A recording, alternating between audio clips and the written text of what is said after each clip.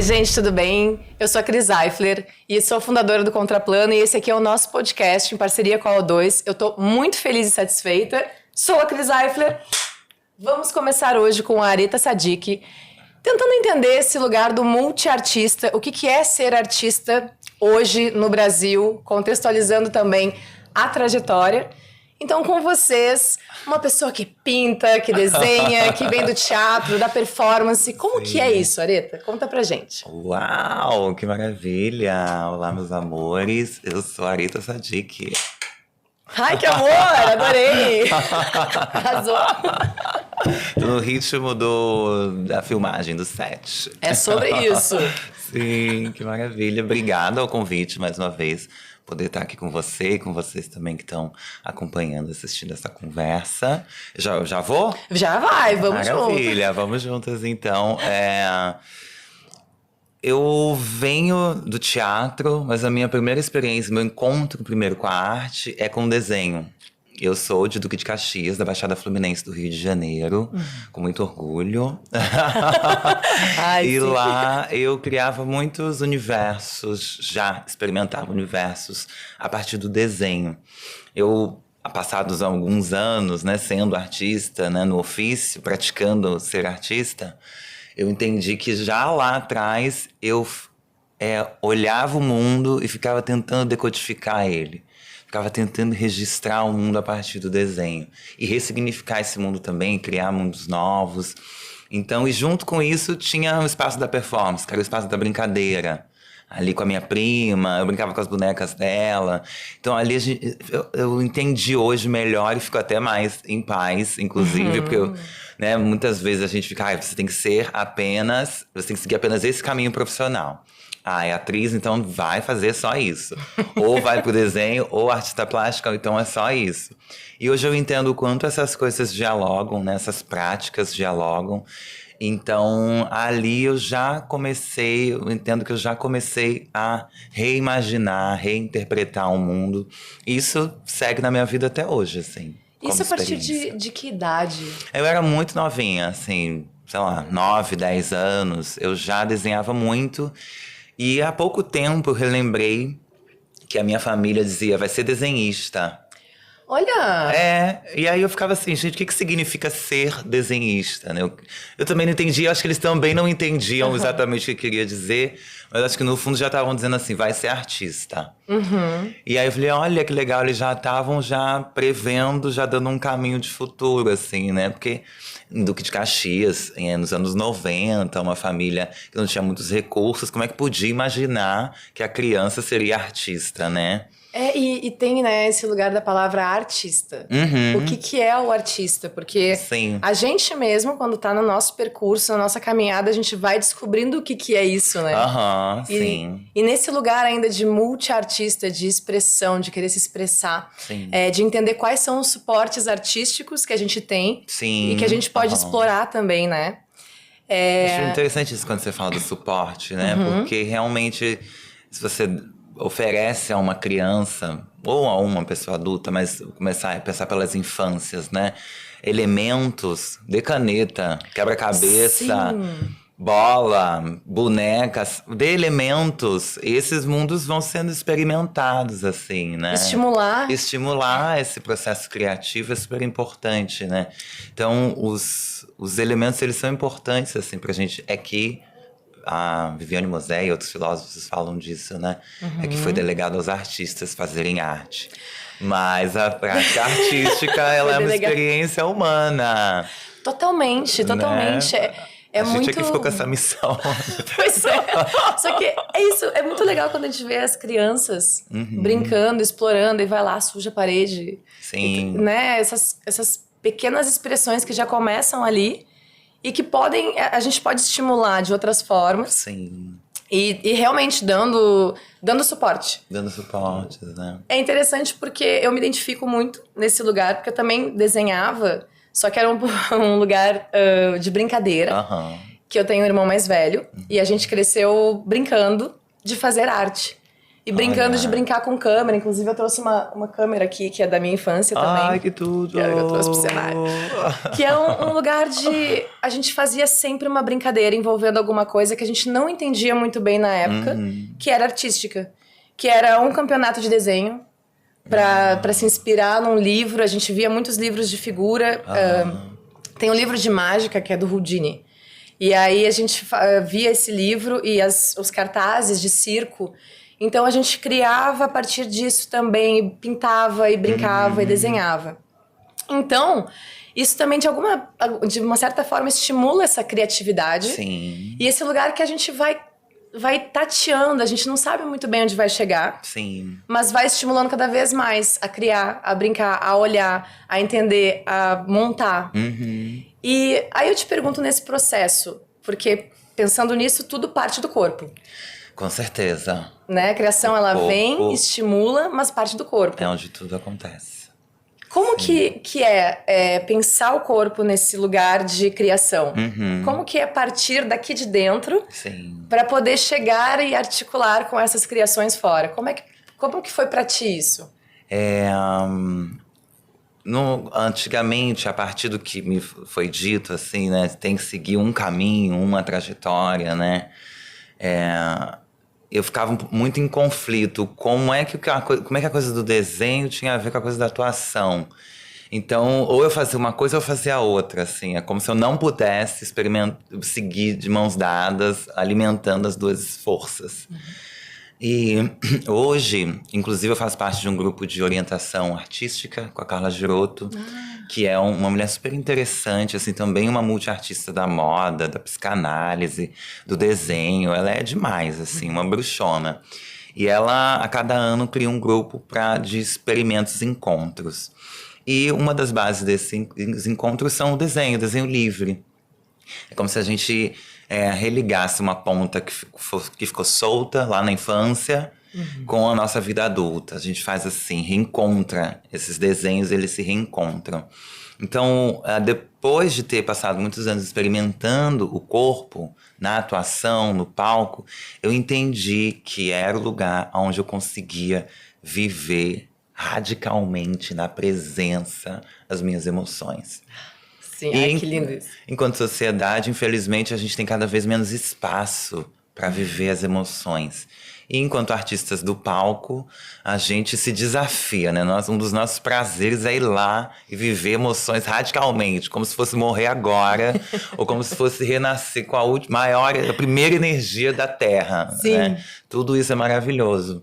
Então, hoje o meu trabalho como atriz, ele me dá suporte para o trabalho do desenho, do trabalho das artes plásticas, que eu gosto de lutar por esse lugar também, porque é a forma do meu corpo colocar para fora e materializar pelo desenho, pela construção dos objetos, pela criação de outros mundos, o que meu corpo não dá conta, o que não pode ficar comigo, porque senão vira um câncer, sabe? Porque senão vira um nódulo. Sim. Poemas Presos, de Viviane Mosé, mais uma vez. Viviane, grande referência, maravilhosa. Sim, é disso que muitas das nossas dores, doenças sociais, são poemas presos, né? É bonito pensar nisso, assim, né?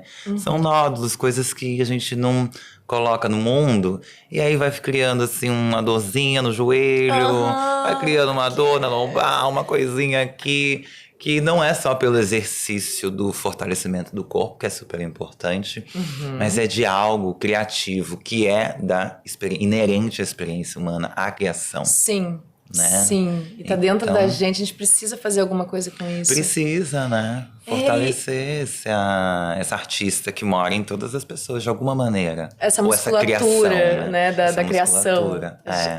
É muito, muito legal, eu sou muito apaixonada por esses caminhos, assim. E tem um lugar que você trouxe a artista do palco também. Olha só, uma coisa vai levando a outra, é o artista do palco, trabalhando esse corpo visceralmente.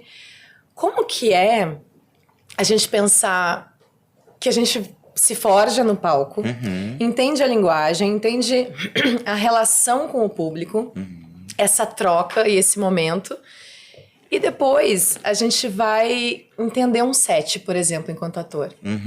O que acontece nesse lugar, nessa trajetória, durante essa trajetória, Como que se percebe e se descobre isso? Esse lugar de set? É normal a gente chegar num set e olhar o que existe num set, a dinâmica de um set, a composição, a equipe e saber operar diretamente? Como que funciona isso? Se eu entendi, eu lembrei de uma cena, inclusive, que eu fiz pra Cidade de Deus, que é uma produção da O2, a série Cidade de Deus, né? E essa cena me marcou muito. Era uma cena muito curta, não devia ter nem 1 minuto. Mas era eu, a Luellen de Castro e um outro ator Faísca. Era uma cena muito rápida, onde a gente estava ensaiando, eu e o Faísca. A Luellen de Castro, a personagem dela estava ouvindo uma música no rádio e vinha uma notícia ruim. E aí, o caminho emocional era... Estávamos felizes, dançando, comemorando. Vinha uma notícia ruim, a gente sentia o impacto da notícia, se emocionava e, ao mesmo tempo, procurava forças para seguir com a história dos personagens. E aí, depois, no momento seguinte, a gente, feito a cena, a gente se olhou assim, eu e a Luellen somos muito amigas, né? Eu adoro ela.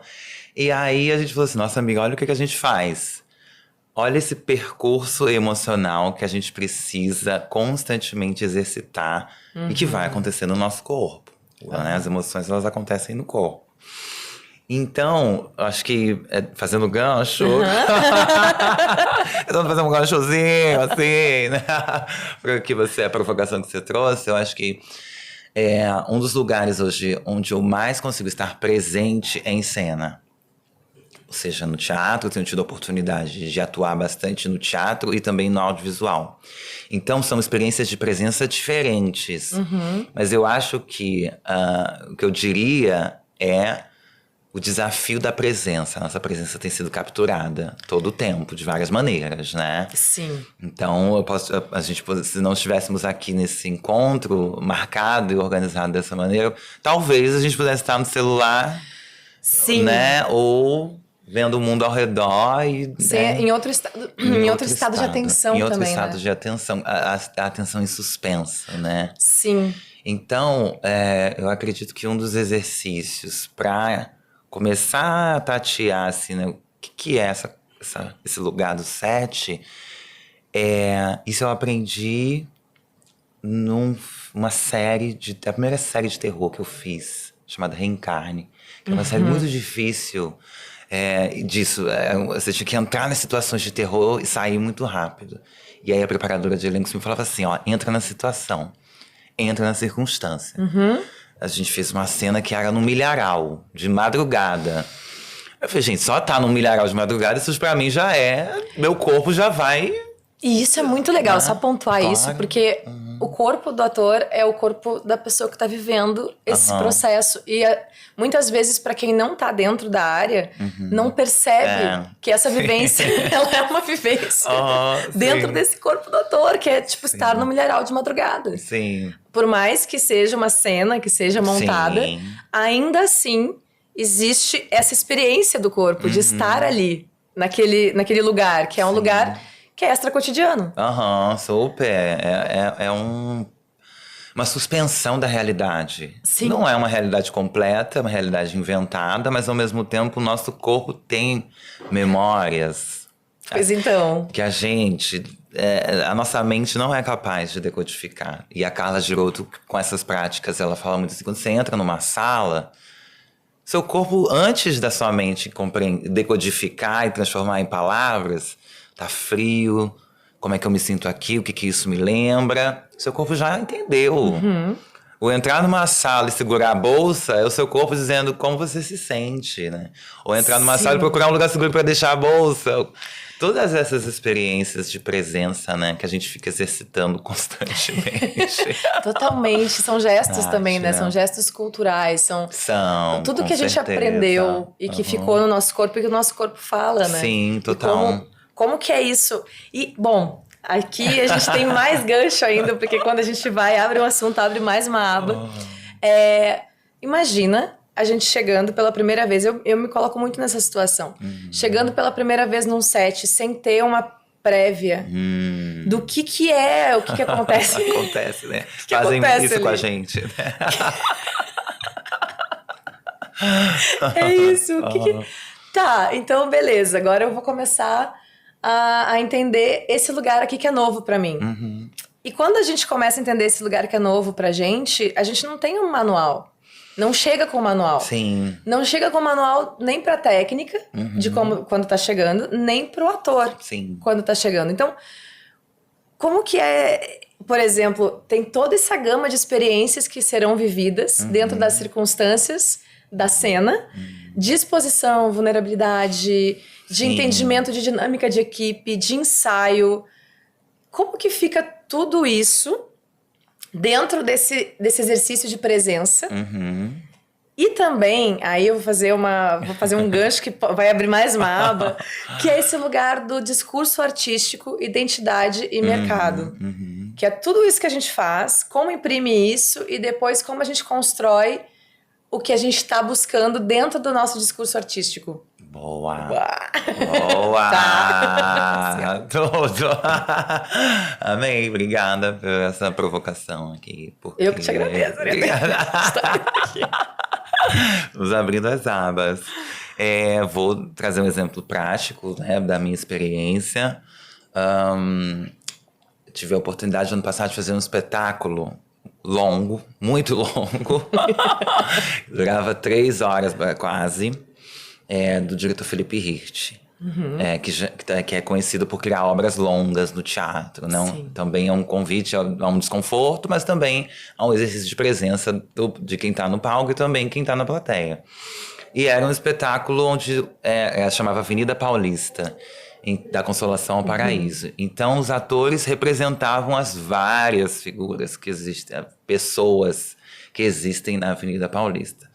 Então, eu fazia, sei lá, 9, 10 personagens. E chove no palco também, né? Chovia no palco. E chovia no palco. Foi uma rima de um espetáculo que eles fizeram há 20 anos atrás, chamava Avenida Dropsy. Então, eu trago esse exemplo porque na trajetória do que a gente construiu, e que eu trouxe como provocação tanto para o Felipe quanto para a Joá, que era a co-diretora, era como eu poderia tensionar com a minha figura, que já entra no palco, para mim e para quem assiste, com uma leitura racial, uma leitura de gênero, já tem algo, né? Você tenta decodificar. Mas algo que eu investigo e busco muito, e que vem dos meus interesses pelas artes plásticas, que é o estranhamento. Eu acredito muito, é algo que eu pesquiso, assim... Às vezes eu nem quero. Às vezes eu queria, assim, ser bem... comum. Mas a gente é quem a gente é no mundo, né? É isso. A gente também entende e explora. Ai, gente, só botar uma coisinha aqui é horrível, mas eu vou fazer. Diga. Que eu tive que descobrir na dança que o meu corpo, ele imprimia uma coisa muito estranha. Uhum. E as pessoas falavam pra mim sobre isso. E depois que eu me apropriei disso, eu falei, ai...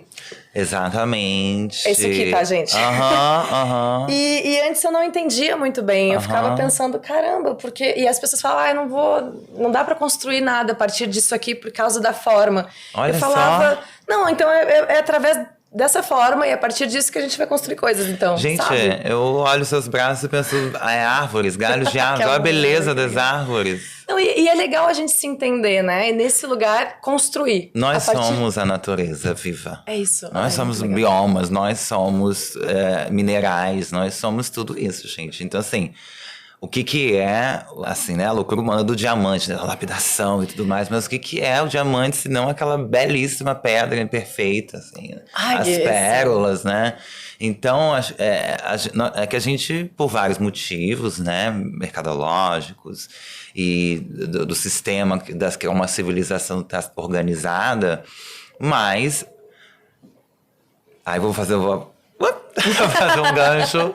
As artes plásticas, mais uma vez, Sônia Gomes, maravilhosa artista plástica, que tem um livro chamado Assombrar o Mundo com Beleza. Olha. Ela é uma artista barroca, né? Tem ganhado um grande reconhecimento por reconectar o barroco brasileiro, que em algum momento da história foi dito, não, o barroco tem que ser... O barroco brasileiro acabou.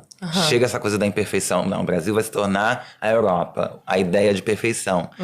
Então eu tô fazendo esse gancho, porque eu amo esse título, gente. Assombrar o mundo com beleza. Olha que coisa linda, é isso. São seus braços, assombrar o mundo com beleza, né? Não, e é isso, né? Porque como que a gente atende ao o que é um mercado e com o que a gente tem para oferecer também, com o que a gente constrói, com o que a gente olha, com o que a gente analisa, nosso corpo é político. Sim, então, como que funciona o agenciamento de todas essas camadas quando a gente vai propor o que a nossa visão de mundo? Sim. E porque é isso, né? O artista consegue transformar a visão de mundo, consegue colocar novos horizontes possíveis, né, à vista. À vista totalmente, né? É um desenho de futuro. É isso. É um desenho de mundos. Exatamente. Não um mundo apenas, né? Vou voltar lá no fio que ficou solto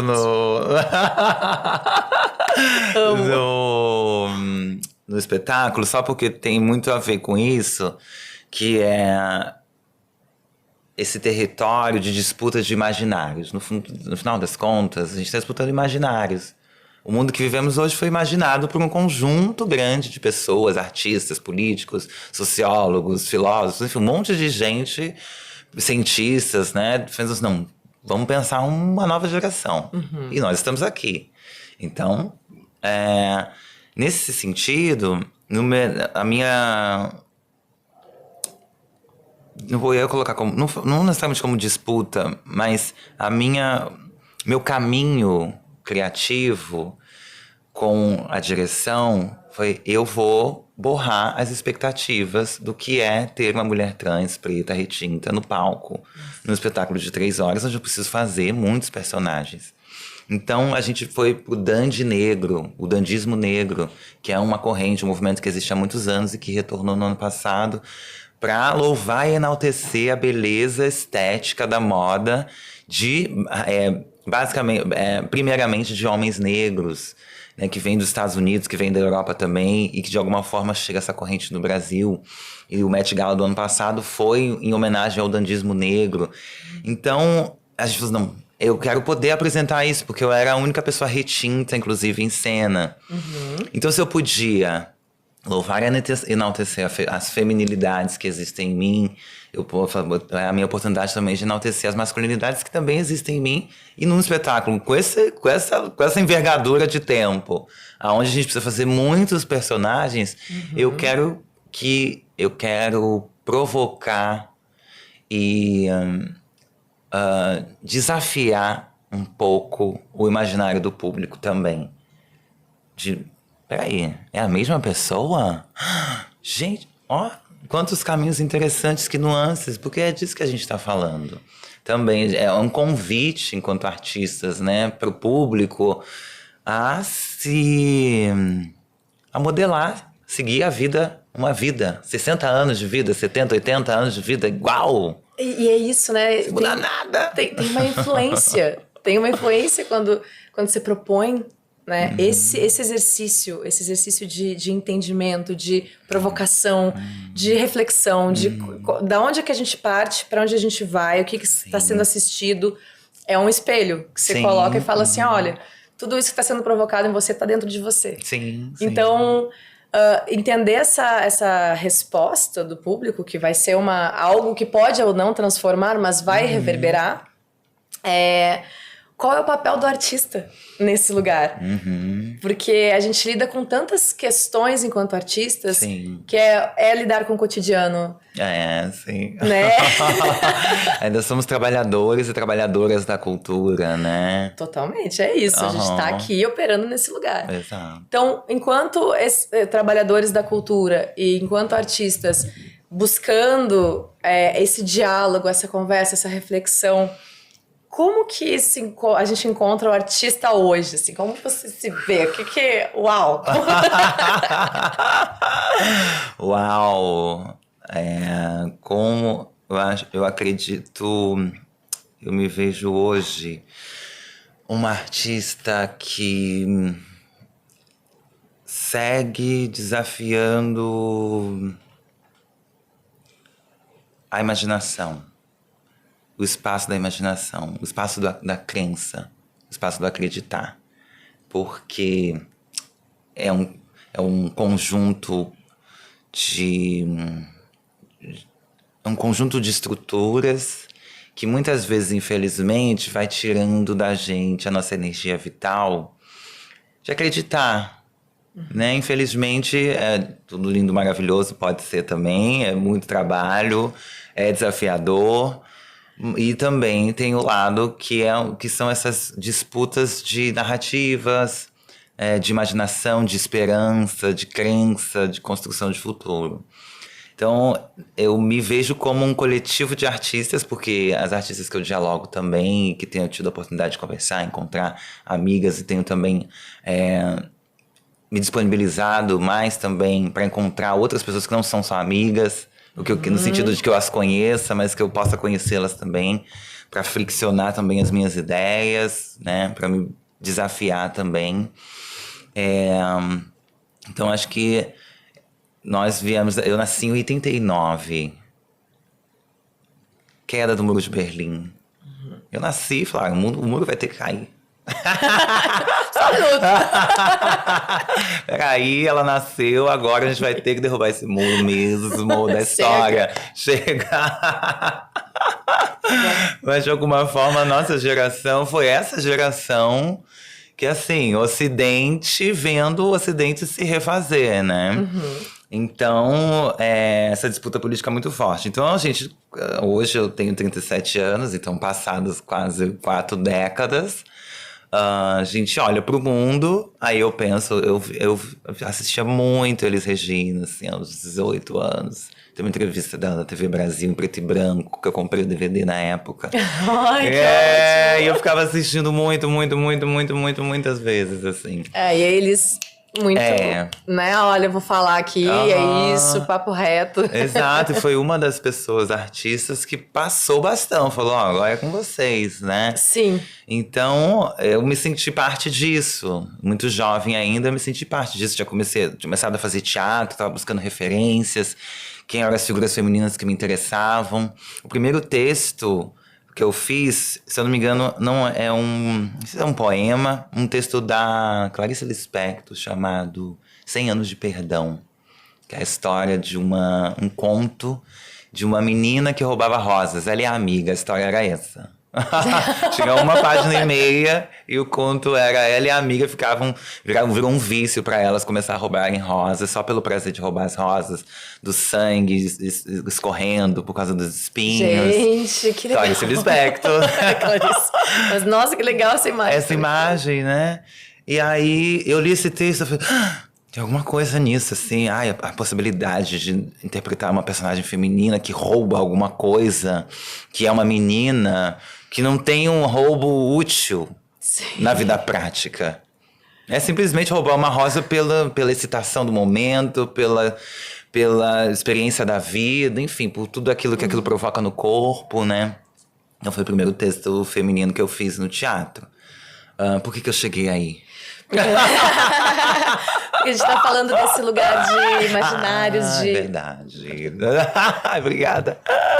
Bora lá. Nossa, vamos assim, né? Mas de ser artista hoje. Mas então, por conta foi feita uma trajetória. A gente pegou a inspiração dessas mulheres, dessas figuras, né? Desses cantores, cantoras, atrizes e atores também, né? Desses artistas. Falou assim, vamos... Né? E esse é um ponto também, né? É um ponto interessante, sensível pra gente olhar. Que olha, você acabou de falar, atores, cantores. É a poética que se cria dentro do que a gente entende como um caminho de base. Sim. Que a gente olha assim, essas são as inspirações, né? Que eu olho e falo, a Elis Regina, por exemplo, eu olho e falo, eu gosto dessas opiniões. Sim. Elas conversam, dialogam aqui dentro com alguma coisa né? Que eu também não tô sabendo muito bem explicar. E daqui a pouquinho me dá uma orientação. Sim. E a gente tá nesse lugar. Sim. Quando a gente fala, muita gente escuta, quer saber. Exato, né? Nosso encontro vai ficar registrado. Isso. No audiovisual, o poder do audiovisual, nosso encontro tá registrado, nossas vozes Exatamente. Estão registradas e elas vão ecoar no futuro. Daqui a 15, 20 anos as pessoas vão ouvir e vai ser inspiracional, acredito eu. Vão olhar, mas ou não. Ou não, vão dizer, nossa, elas estavam falando isso, que doidas. Tipo, não, aqui ó, não, envelheceu mal, né? Envelheceu mal. Envelheceu mal esse discurso. Mas eu acho que não, porque é isso. A arte tem esse lugar de... Pelo menos eu acredito muito, e acredito que tu também acredita, que é esse lugar do... Cara, vamos pensar sobre o que tá acontecendo aqui? Sim, sim. Tá todo mundo indo por ali. Eu também tava indo, daqui a pouquinho eu olho e falo, não é bem por ali, né? Então, como que a gente também... Ou é. Ou reafirma, né? Mas como que a gente se encontra? Porque são muitos, como você mesma trouxe. As disputas de narrativa. Sim. Então, que são disputas de narrativa porque a gente está contando uma história. E aí Justamente. Não é? Então, como que eu vou contar essa história? Por que essa história faz sentido e não a outra? E todas as histórias, elas têm um lugar e têm um sentido. Sim. Agora, como que a gente entende com o que a gente se identifica? Por onde, qual o caminho que a gente vai trilhando? E também por isso, porque são tantas camadas, quando a gente começa a operar... Por exemplo, quando você traz justamente esse lugar, músicos, também tem um lugar aí da gente entender o que foi dito ali naquela reflexão, naquela canção, da onde ela parte, o que reverbera, qual o momento político, qual o momento... o que está se vivendo. A gente viveu uma transição gigante quando a gente fala... Sim. Não foi só eu, gente. A gente viveu uma transição gigante. Ai, meu Deus, olha só, deixa eu dizer. São várias transições. Várias transições. Mas é nesse lugar do tipo... Cara, eu vivi numa época, numa infância, que é totalmente diferente da infância que eu vejo hoje. Sim. E a internet e as redes sociais e eu pegar um celular, produzir a minha imagem, produzir meu conteúdo, falar, acessar o público. Sim. É uma realidade que quando eu tava entendendo ainda me entendendo como gente, eu não tinha. Eu pegava uma câmera, colocava essa câmera na frente com meu irmão e a gente brincava e aquilo ali era nosso. Sim. E a gente era isso, máximo. Ainda que tivesse uma câmera, né? Mas e aí? Como que o mundo, ele mudou muito? Então, a informação, a narrativa, tá tudo chegando pra gente de uma forma muito rápida também, né? Bagunçada, né? Muitas vezes. Bagunçada, sem filtro. Por onde a gente vai? Ui! Por onde a gente vai quando a gente tá ali? Qual a referência que a gente segue? Quais são os lugares onde a gente... se coloca, se entende, se coloca, escolhe. E aí, a partir disso, você acha que teve alguma escolha sua que tá levando você a lugares da sua carreira artística que você quer construir? Boa. Sobre essa... Eu acredito na biodiversidade, assim, usar essa palavra, porque existem... Quando você pensa na natureza, quantos tipos de arroz existem? Né? Quantos tipos de grãos de feijão existem? Quantos tipos de bananas existem? Isso é a nossa experiência humana. É que a gente foi propositalmente, fizeram a gente esquecer disso e se afastar disso. A ter só um tipo de banana. Eu fui fazer um filme recentemente em Goiás, em Goiânia. E cheguei lá, tinha um tipo de banana que eu nunca tinha visto aqui no Sudeste. Aí eu sou com banana prata, eu amo banana prata, tudo bem. Mas eu cheguei e falei, nossa, olha aí. Isso é a experiência humana. Aonde precisa ter espaço para todos os discursos. Mas precisa ter espaço para que um discurso não seja de morte em relação a outro. Para o meu discurso existir, o seu tem que deixar de existir. Acho que é esse o problema entre algumas coisas. E aí, fazendo caminho para a provocação que você trouxe, as minhas escolhas artísticas têm sido nesse sentido. Para que a biodiversidade humana, não só humana e não humana também, ela possa existir, para que as coisas possam coabitar.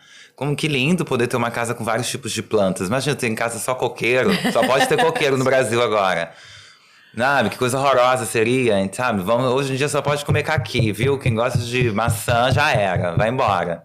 Então, assim, no mínimo e no máximo enquanto sociedade, infelizmente, a gente tem sido soterradas por esses discursos de só vai ter caqui a partir de agora, tá bom? Beijo, tchau, quem não gosta de caqui tem que ir embora. Então, as minhas escolhas artísticas têm sido cada vez mais nesse sentido. Onde eu mesma possa me experimentar, porque não existe... A minha referência, praticamente, que eu tive convivência, não existia outra Aretha. Pra eu olhar e falar assim, essa Aretha fez assim. Olha aí. Né? Eu vi Jorge Lafon, que foi um espetáculo que eu fiz, inclusive em homenagem ao Jorge Lafon, chamava Jorge para Sempre Verão, direção do Rodrigo França, escrito por Aline Mohamed. Um espetáculo super lindo, onde a gente apresentava as possibilidades que não foram possíveis da gente conhecer, de Jorge Lafon, de Vera, de mulheres pretas e tudo mais. Então, isso me interessa, porque... inclusive, né, trabalhando como atriz, trabalhando com imagem, com a performance do gênero, porque as coisas não estão estabelecidas no mundo, né? Se você, eu acredito que você se veja como uma mulher cisgênera, mas se você raspa o cabelo, é como se sua feminilidade deixasse de existir. Sim. Você fica de cabelo raspado. Então, como o gênero, ele é algo frágil mesmo. Muito, uma construção muito frágil. É uma construção muito frágil. Então, o meu desejo é poder apresentar outras possibilidades. Dizer, olha, é uma escolha seguir assim, mas também saiba que existem outras possibilidades também. Então, eu acredito que isso tem guiado as minhas investigações. Eu adorei. Eu amei. É porque, nossa, eu concordo. A diferença, ela assusta. Ela causa medo. Sim, né? claro. As pessoas estão tão acostumadas a entrar numa caixinha, se comportar de um certo específico jeito para poder também ter a validação externa. Sim. E aí, ao mesmo tempo, entra em choque o desejo, muitas vezes, que é reprimido, Sim, que vira aquela dorzinha que não vou falar disso, não vou expressar, fica aqui. Esse lugar causa muito medo. Eu acho que a gente tem, pensando na sociedade como um todo, tem muito medo dessa troca, dessa exposição, porque também entendo que é um lugar muito vulnerável. Sim, estar aí, trabalhando com o seu desejo, que também não é muito entendido. Sim. E sob o olhar do outro, que tá sempre julgando também, né? E olha que coisa interessante você falar do desejo, né? Porque o que move uma personagem em cena no trabalho é o desejo. É o desejo. Qualquer personagem, ela só, uma trajetória de qualquer personagem só se completa, ela só existe, só consegue escrever um roteiro, um texto dramático. Só existe tudo isso. Tudo isso porque tem desejo de movimento, de mudança, mesmo que não consiga, mesmo que não avance. Mas é o desejo, a comédia, né? Os personagens, eles ficam indo e voltando, assim, né? Você acha que eles vão se transformar e tudo vai mudar? Não, repete, cai no mesmo erro. Isso se torna cômico, né? Sim, e a gente também, né? Porque a nossa existência, a nossa trajetória, ela parte do desejo. Sim. Parte desse entusiasmo do que a gente afina, por onde a gente está se identificando, né? Sim. E se construindo. Sim. Então, acho que é legal a gente pensar que a gente está dialogando com o outro. Quando a gente propõe o nosso trabalho, quando a gente está aqui... literalmente se expondo, olhando, né? A gente está dialogando, a gente está se abrindo várias camadas da gente mesmo. E dizendo assim, também pode conversar aí, não precisa ter uma câmera. Exato! Pode sentar e conversar, viu, gente? Tá liberado. Tá tudo certo, arte do encontro. Isso, arte do encontro. E tem esse lugar também do teatro. Muita gente me pergunta muitas vezes, o que você gosta mais? É teatro? É teatro? É audiovisual? É cinema? O que é? O que acontece? Vou te fazer essa pergunta também, porque eu acho que é legal, eu pelo menos olho assim, são duas coisas diferentes. São, e a beleza tá nisso, né? Não é? Sim. Então, você escolheria uma arte ou outra? Uma linguagem ou outra? Uma linguagem ou outra. Interessante, né? Trocar a linguagem pela arte, porque a arte é esse guarda-chuva onde tudo pode caber. Mas a linguagem é esse caminho mais especial, onde você direciona a sua força, né? Assim, de como você vai manifestar. aquilo, né? Sim. A Grace Passou, maravilhosa, que eu amo. Ela tem um pensamento que é... Eu gosto do teatro porque o teatro me lembra que eu preciso me relacionar.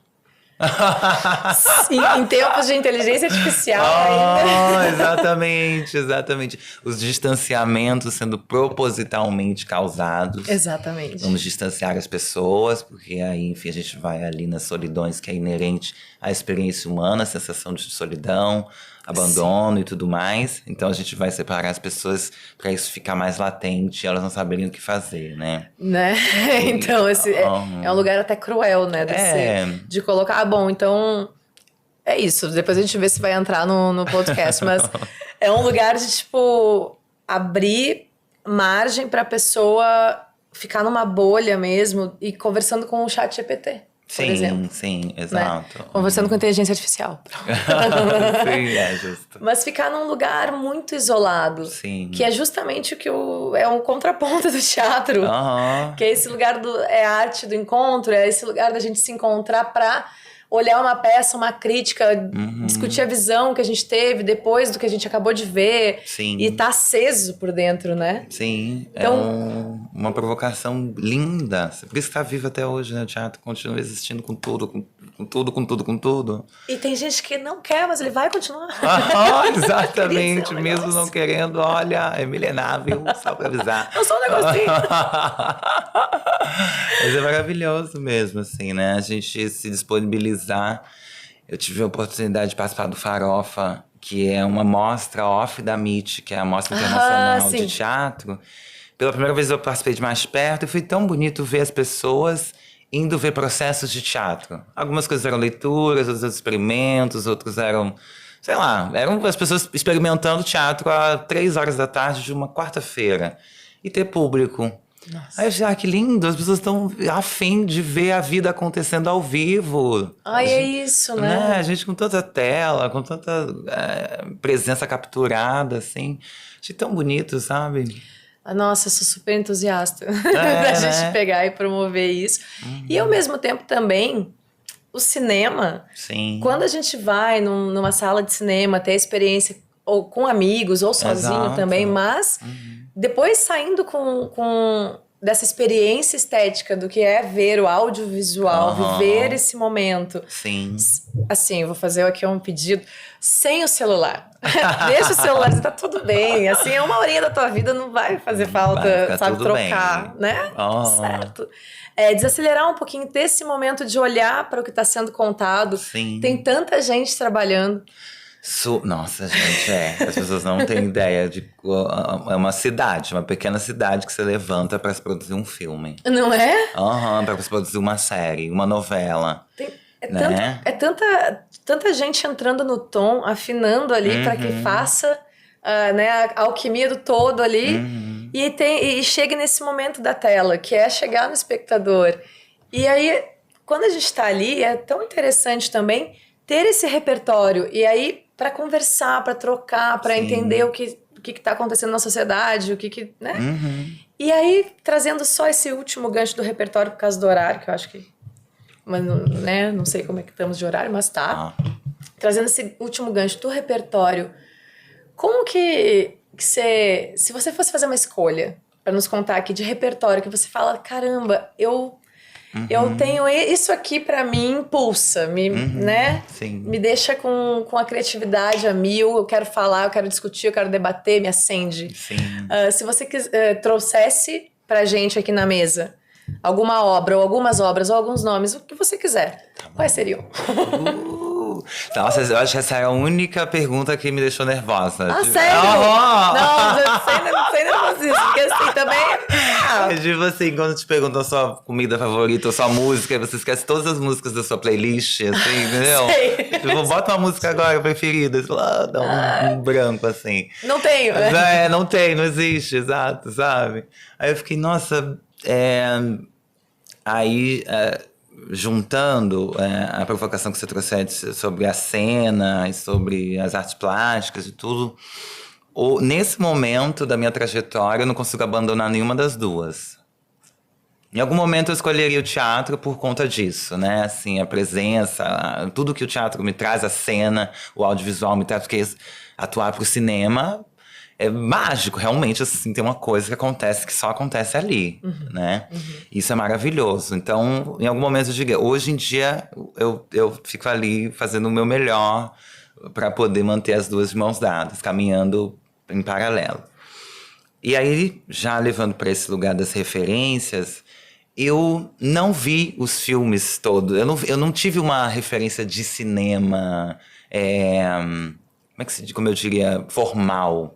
Porque não foi os meus estudos. Eu cresci como qualquer pessoa no Brasil nos anos 90, a maioria das pessoas, né? Tinha muita influência dos Estados Unidos, então eu via muito filme na sessão da tarde, muitos filmes americanos, muita música americana, e que foi muito importante ali naquele momento, porque as artistas que eu ouvia diziam coisas que me fortaleciam na época. Eu era apaixonada pela Christina Aguilera. Quando ela lançou Stripped em 2002, cara, meu Deus, I'm beautiful, no matter what they say. Eu fiquei, gente, é isso. Então, eu fui encontrando TLC, sabe? Artistas que iam me conduzindo para lugares interessantes.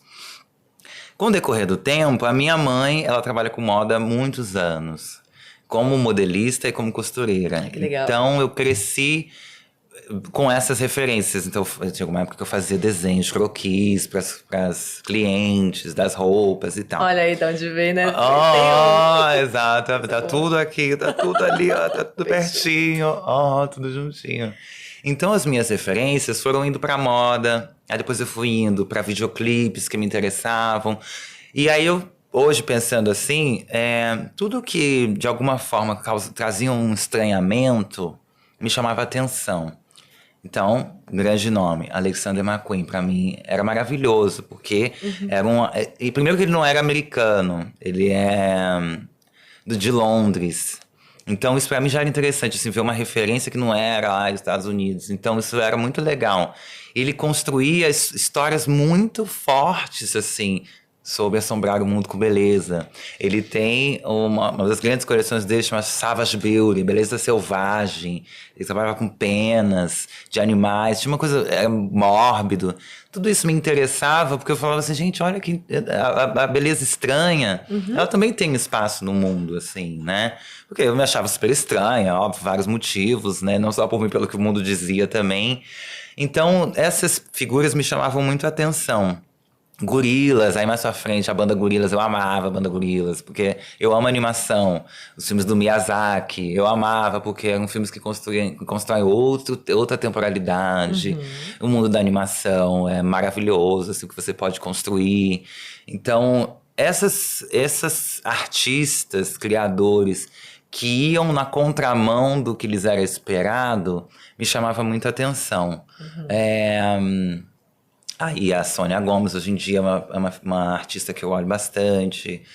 Bispo do Rosário, essas pessoas, essas maluconas, assim, essas bem doidonas aqui. Eu adoro também, porque aí...